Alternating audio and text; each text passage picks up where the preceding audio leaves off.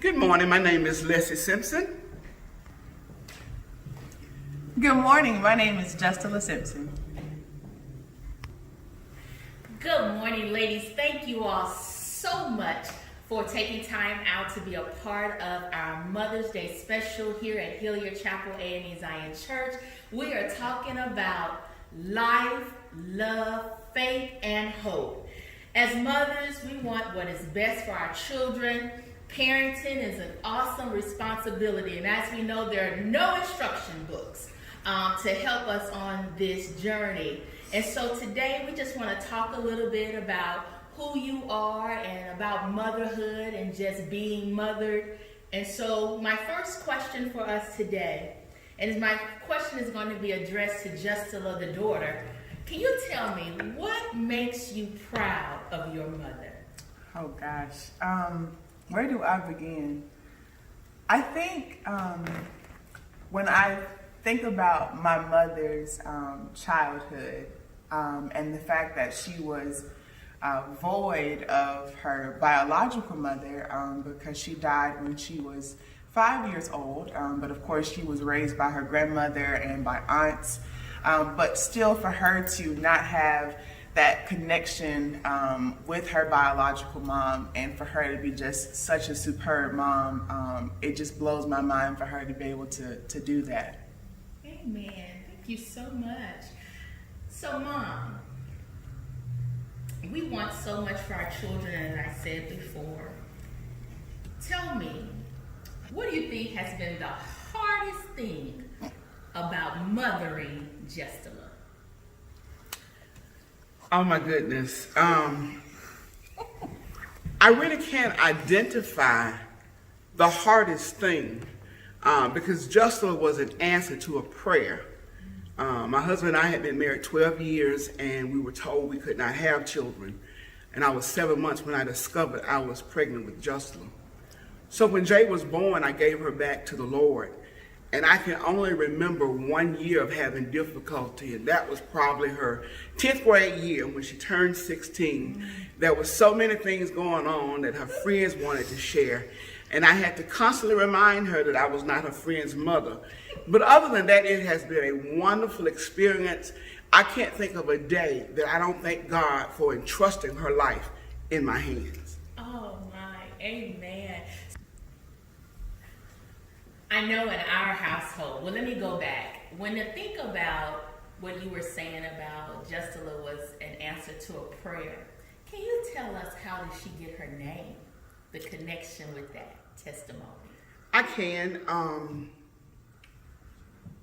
A lady by the name of Miss Rosa Womack told me once I discovered I was pregnant that Justila was going to be a near and dear baby, and that was her own mother's wit that I had no idea what she was talking about. But my husband sat down one day and he came and said, God says it's going to be a little girl and we're going to name her Just a Little Faith. And so it took just a little faith in God in order for Just a Little Faith to be named. And that's how she received her name. Amen. Amen. So what is your biggest fear as a mother? That I fail. I think all parents, we want perfection, and we do realize we are not perfect. But I'm constantly in contact with God, saying, God, I want to make sure I get this right. I think as believers, as mothers, as parents in general, it is our responsibility to raise our children and give them values that will make them better than we are. Everybody wants to see their children establish more, be more. And so often I want to make sure that I do not limit what God has placed on her or set expectations that are too low, that she feels like being okay with just anything is acceptable. So that's my greatest fear, that somewhere along the line I give wrong instructions.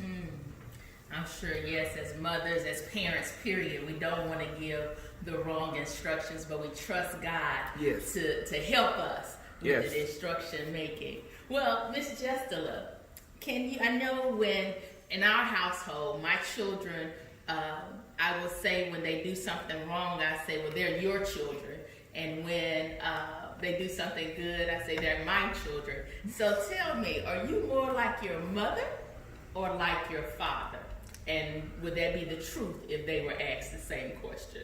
I am definitely the perfect combination thereof. I have my mother's wit, my mother's comedic side. We are indeed the life of the party. But I think I'm a true ambivert, and so there are moments when I become like my father and I want to go inside my shell and I don't want to be bothered by anybody. And so I think I am a perfect combination, but certainly we do have those that is your daughter moments in the Simpson household. I can imagine. And both of you all can answer this question, and whoever wants to go first can go first. What's one thing that your mother, or in your case, Reverend Simpson, your grandmother, told you that has stuck with you? Just one thing. Doesn't have to be profound, but just one thing that shared and stuck with you. I think the one thing that sticks out in me is the fact that they shared with me who my mom was. And I have actually made life decisions based upon what I thought my mom would want me to do. I've never spoken to a person that said anything negative about my mama. And so I joined the church and stayed faithful to the church, and then became faithful to God because I was told that's what my mom did. I have good work ethics, I've been told, because I was told my mom was a hard worker. And so I think the thing that remains with me is the comments that everyone gave me about my mama. And those things live with me daily. And she's been gone over 50 years, but they stay with me on a daily basis. Thank you. I think for me, during that trivial year of 16, one of the things Mom would always say to me was that I was not like everybody else. I wasn't cut from the same cloth. God never intended for me to do all the things that I wanted so desperately to do, that all teenagers want to do. I wanted to, hang out with my friends. I wanted to, just do all of the normal. That's not what God meant for you to do. And it wasn't a negative thing. It wasn't making it seem like I was better than anybody else, but it was just putting into perspective that God had different plans for my life. And while that piece of advice drove me crazy at the age of 16, from 16 to 17 to 18 to 19 to 20 to 21, that is what's kept me going. And then I could make some tough decisions. Hey, I have to study tonight. Hey, I don't need to go out. I don't need to, I learned how to prioritize my life because that piece of advice was always playing in the back of my mind, that this was so much bigger than what I felt at that moment. And so I'm always grateful for that piece of advice that she gave me, even though it drove me insane. Amen. Thank you so much. It appears that you all have a great relationship, and so I asked, what are some favorite things you guys like to do as mother and daughter? I'm sure there's some things you do that do not include daddy. We clown. She enjoys putting me out of their room every day. That's the highlight of her day. Little girl, don't you know you have a room across the hall that has TV and a bed and all that kind of stuff? Well, one of the things I did with my father, because my father taught me very life skills, cooking and those things, I would always irritate my dad. It was just like something I did. And so I taught, and nobody knows this, but there are moments when I can go back to being a 5-year-old and talk like a child. And so I do that often. In my own world, I'm accepted. But it was amazing to me how Justula was able to come in and never be a part of my childhood and literally mimic me. She irritates her dad. She knows how to talk like a baby. There were things my aunt taught me to do that I've taught her, that we just have. It's a hoot around our house. It really is. Oh gosh. We watch all Hallmark movies together. Yes. We start watching Christmas movies in July and Yes. watch them all year. Yes. We cooked together. As a child, she could not cook with me because I didn't like anybody being in the kitchen. In her kitchen. Get Stay no- out of my kitchen. But now we cook meals, we prepare meals together. We finish each other's sentences. All the time. Yeah, and so it's a lot of fun for me. I don't know what else she would like to share, but yeah. I think, sometimes you hear parents say you shouldn't be your child's friend. But this lady right here is my best friend. And it's not from a place where I disrespect her or anything. But I mean, honestly, I call mom like, girl, you will not believe what happened today. And I mean, we just talk. I just finished my undergraduate experience at Huntington. I stayed on campus. I was literally 15 minutes from the house, but I called this woman at least 3 times a day. If not more. Yeah. And so just being able to have those precious moments that are just a part of what it's just our life, is what we've always done. And of course, we do gang up on my father, which is very fun.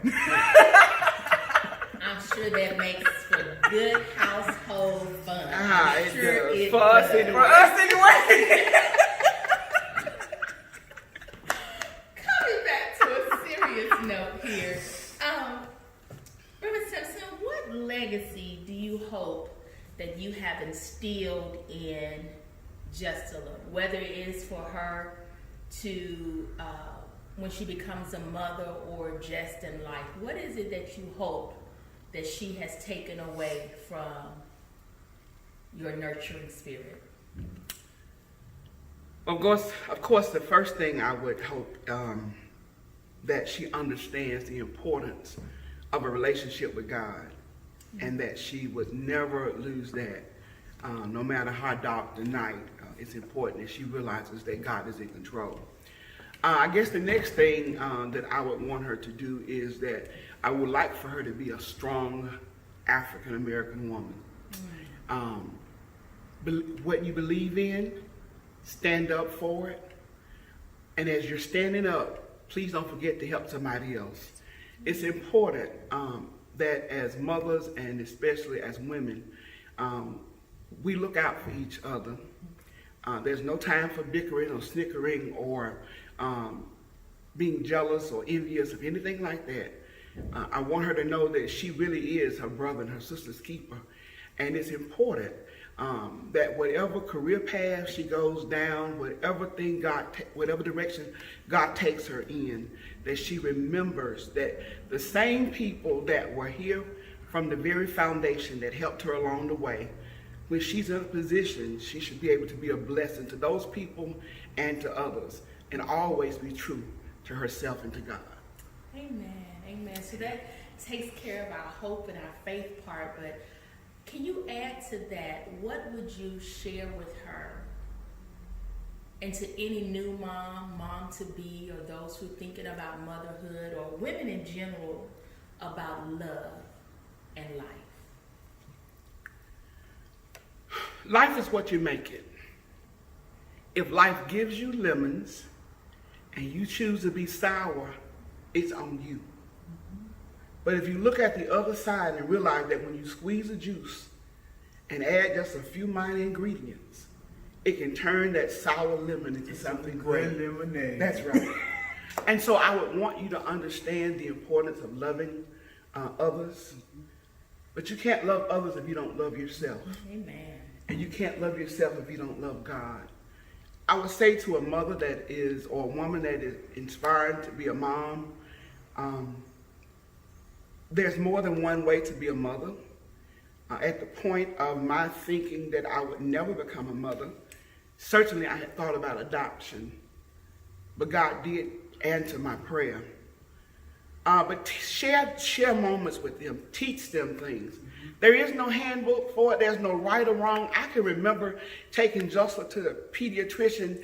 It looked like every other day. Every day. And so her doctor said, Miss Simpson, you're doing a great job. I have 6 kids. She's going to survive this. Allow them some freedoms. You don't have to choke all the life out of a person to make them realize that you are their parent. As a parent, I would encourage you to establish relationships with your daughters, your sons, or whomever it is. Establish relationships, because the things you build upon will last a lifetime if you build. But if you spend your time tearing down, it will destroy you in less than a few days. So build a lifetime together, so that when I'm past and gone, she can share the same memories with her children that I shared with her from my grandma, my aunts, and of course, my father, who taught me how to be the woman that I am today.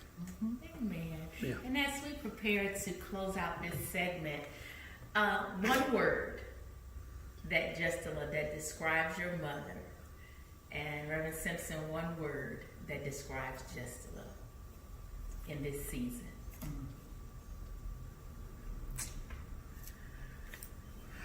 Remarkable. Oh, a woman of faith. Yeah. I love you too. You don't want me to cry. I'm not going to cry. I'm not going to do that. I love you too. I don't know how I'm I am blessed. going to manage to make it through this segment, but I thank you all so much for taking the time out to come. I feel the love, the passion, the joy, the faith, the hope, and most of all, I feel life. And my prayer for both of you is that you all continue to keep this relationship long after you come out of the house, long after you get married, long after you have children. Remember these precious moments that you share. And so any final words before we say goodbye? I just, I would say to any daughter, any son, that the moments that you think are insignificant become your most precious moments. I remember being a little girl and watching Mama in the kitchen, and she would whip eggs.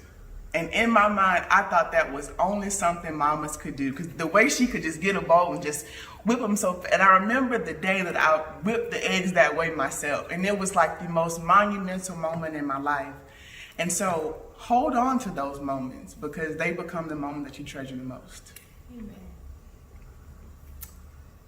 Jay would always ask me when things were good, especially if I cooked a meal, what did you do?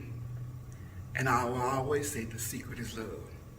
The secret to anything in life, it really is love.